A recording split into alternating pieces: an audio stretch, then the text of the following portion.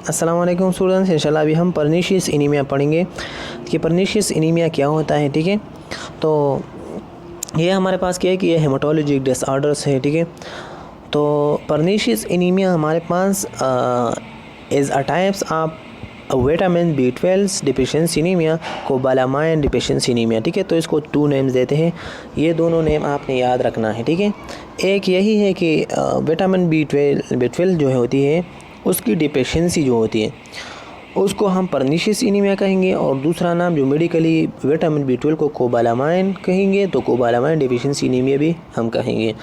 The body need vitamin B12 cobalamin to make RBCs। ठीक है, तो RBCs बनने के लिए कोबालामाइन चाहिए, विटामिन B12 चाहिए। ठीक है, this vitamin is got from eating food such as meats, poultry, shellfish, eggs and dairy products. ठीक है, तो ये चीज़ किन कौन चीज़ों से जो है वो हासिल हो सकती है, तो ईटिंग जो है किस चीज़ के, गॉट की मतलब जो मीट होती है। ठीक है, और पोल्ट्री और फिश वगैरह, एग्स वगैरह, डेयरी प्रोडक्ट्स वगैरह, क्या है कि मिल्क। ठीक है, तो ये सब चीज़ों से कलेक्ट हो सकती है। फिर क्या है कि जो special protein called intrinsic factor. ठीक है, तो ये इंट्रिंसिक फैक्टर एक स्पेशल प्रोटीन है, help our intestine to absorb vitamin B12। तो ये हमारे पास इंटेस्टाइन्स में प्रोड्यूस होती है, ये मोस्टली जो होती है पैराइटल सेल से प्रोड्यूस होती है, और पैराइटल सेल से ये भी प्रोड्यूस होती है जो इंट्रिंसिक प्रोटीन है, और उसके साथ विटामिन जो HCl है वो भी प्रोड्यूस होती है। लेकिन इसका मेन फंक्शन जो है इंट्रिंसिक फैक्टर का ग्लाइकोप्रोटीन है ये बेसिकली। ठीक है, तो इस ग्लाइकोप्रोटीन जो इंट्रिंसिक फैक्टर है वो एब्जॉर्ब कराते हैं विटामिन B12। ठीक है, फिर हमारे पास क्या है कि this protein is release by the parietal cell, ये इसने लिखा हुआ भी इन द स्टमक। ठीक है, when the stomach does not make enough intrinsic factor, the intestine can not properly absorb the vitamin B12। ठीक है, तो जब आपकी स्टमक सही तरीके से इंट्रिंसिक फैक्टर पैदा नहीं करते हो तो फिर मसला बन जाती है उसकी एब्जॉर्प्शन में। ठीक है, फिर क्या है कि उसकी जो एथियोलॉजी है, मतलब कहाँ से वो किन किन चीज़ों की वजह से आ सकती है कि ये विटामिन B12 जो है वो एब्जॉर्ब नहीं होते ना, तो common cause of pernicious anaemia के एक वीकनेस स्टमक लाइनिंग होती है, मतलब एट्रोपिक गैस्ट्राइटिस होती है। जब आपकी लाइनिंग सही तरीके से डेवलप नहीं हो ना, तो फिर आपकी जो इंट्रिंसिक फैक्टर अगर प्रोड्यूस भी हो जाए तो फिर वो तो एब्जॉर्प्शन नहीं कराएगा। ठीक है, तो एट्रोपिक गैस्ट्राइटिस की वजह से, या ऑटो इम्यूनियम गैस्ट्राइटिस, मतलब in which the body's immune system attack intrinsic factor protein और द सेल्स पैराइटल सेल्स। ठीक है, दैट मेक इट दिखे कि इंट्रिंसिक प्रोटीन प्रोडक्शन होते हैं ऑटो इम्यूनियम गैस्ट्राइटिस की वजह से। ठीक है, उस गैस्ट्राइटिस की वजह से जो है मतलब अटैक होती है किस चीज़ पे, इंट्रिंसिक फैक्टर और प्रोटीन पे। उस प्रोटीन के जो फैक्टर होती है, अगर आपकी बॉडी की ख़ुद की जो इम्यूनियम सिस्टम पैराइटल सेल पे अटैक कर लेते हैं तो फिर ये इंट्रिंसिक फैक्टर तो प्रोड्यूस नहीं होंगे, जब प्रोड्यूस नहीं होते फिर एब्जॉर्प्शन नहीं होते, फिर मसला बन जाती है। समझ गए, तो इट में भी कंजेनिटल होती है, ये बाय बर्थ भी हो सकती है कि hence is affected babies can not absorb vitamin B12 properly. ठीक है, तो ये बाय बर्थ भी होती है कि उसकी जो विटामिन होती है B12 वो सही तरीके से एब्जॉर्ब नहीं कराते हैं। ठीक है, तो फिर उसकी जो साइन सिम्टम होती है तो फैटिग्स आती है। ठीक है, जब उसकी RBC सही तरीके से नहीं बनेगा तो फिर क्या होती है, उसकी फैटिग्स आ जाती है, लॉस ऑफ एपेटाइट आ जाती है। ठीक है, उसकी जो भूख न लगना ये भी ख़त्म हो जाती है। ठीक है, फिर जो है पेल स्किन आ जाती है। ठीक है, फिर प्रॉब्लम इन कंसंट्रेशन नहीं कराते, एक रीजन पे वो कंसंट्रेट नहीं कराते। फिर शॉर्टनेस ऑफ ब्रीथ को हो जाती है मोस्टली ड्यूरिंग एक्सरसाइज जो है, एंड स्वेलन रेड टंग और आर ब्लीडिंग गम से जो है ब्लीडिंग हो जाती है, या रेड टंग्स। ठीक है, उसकी जो टंग्स होती है तो ये रेड हो जाती है जब आपकी बॉडी में मतलब क्या है विटामिन B12 की डिफिशिएंसी मेन क्या होती है कि RBC प्रोडक्शन नहीं होती। ठीक है, तो डायरिया कॉन्स्टिपेशन ये भी हो सकती है किस चीज़ की वजह से, विटामिन B12 डिफिशिएंसी की वजह से। ठीक है,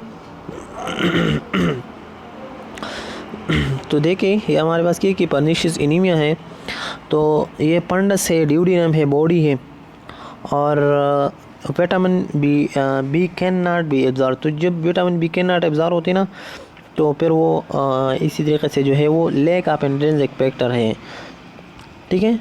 तो पाइलोरस रीजन वगैरह ये सब की लाइनिंग जो है वो ख़राब होना स्टार्ट हो जाती है, ठीक है। फिर विटामिन बी 12 जो होती है, मतलब कोबालामाइन होती है या इंट्रिंसिक फैक्टर होती है, तो ये आरबी से जो विटामिन आ जाती है ना, तो ये सेल को अंदर लेके चलाता है, ठीक है। लेकिन विटामिन बी 12 नहीं है। जब विटामिन बी 12 नहीं है तो फिर ये मतलब और इंट्रिंसिक फैक्टर नहीं है, तो फिर उसको जो है लेज़ीनेस फील होती है, उसकी जो है वीकनेस आ जाती है, कंसंट्रेशन वगैरह वो नहीं परफॉर्म कराते हैं। उसकी जो टंग होती है ना, तो वो उसकी किस तरह का कलर होंगे, रेड टंग होंगे, ठीक है,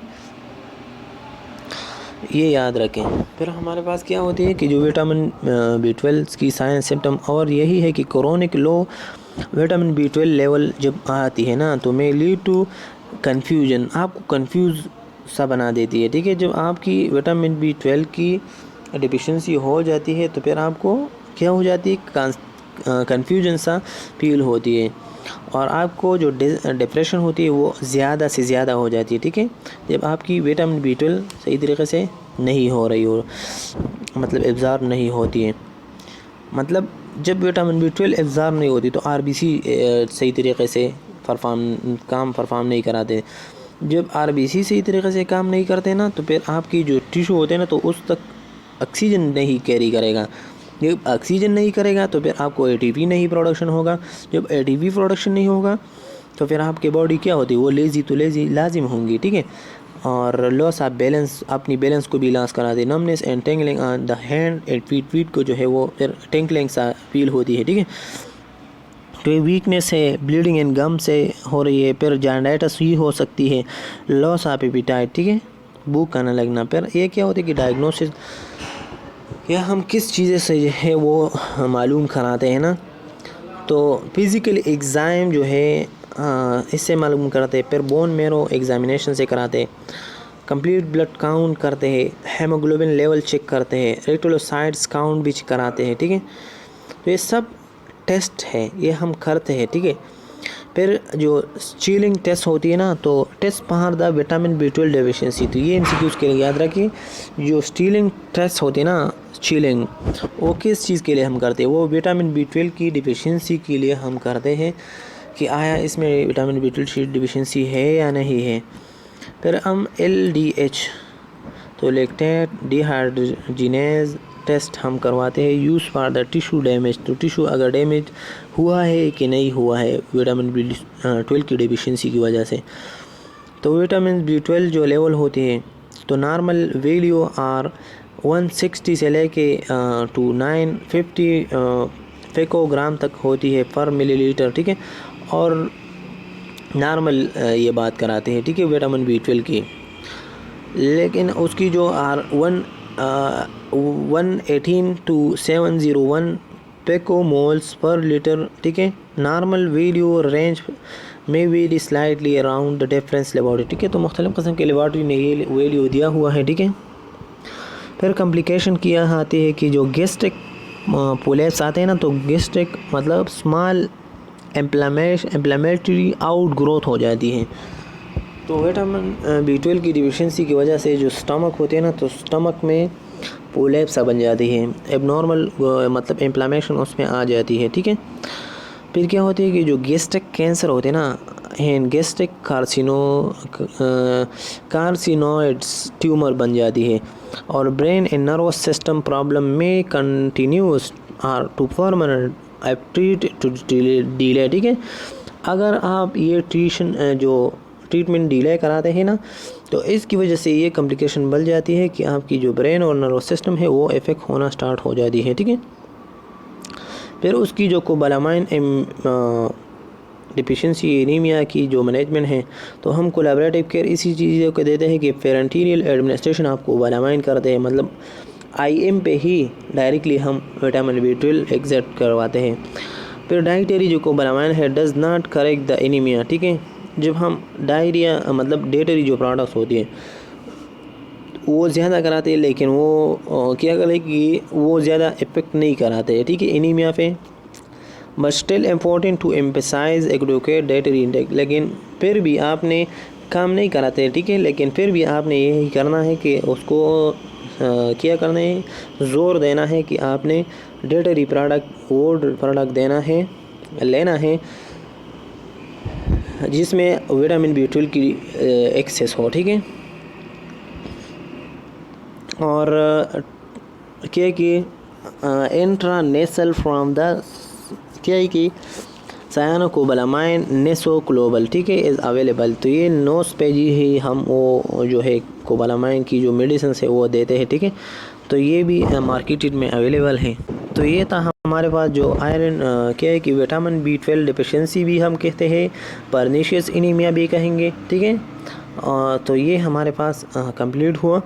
इंशाल्लाह नेक्स्ट जो है हमारे पास जो हेमोलिटिक एनीमिया है वो हम पढ़ेंगे तो थर्ड पार्ट में। तो अगर आपकी भी नर्सिंग लेक्चर हमत पे नहीं हो तो सब्सक्राइब कीजिए और लाइक कीजिए, ये हमारे लिए मोटिवेशन होती है। खुदा हाफिज़। अपना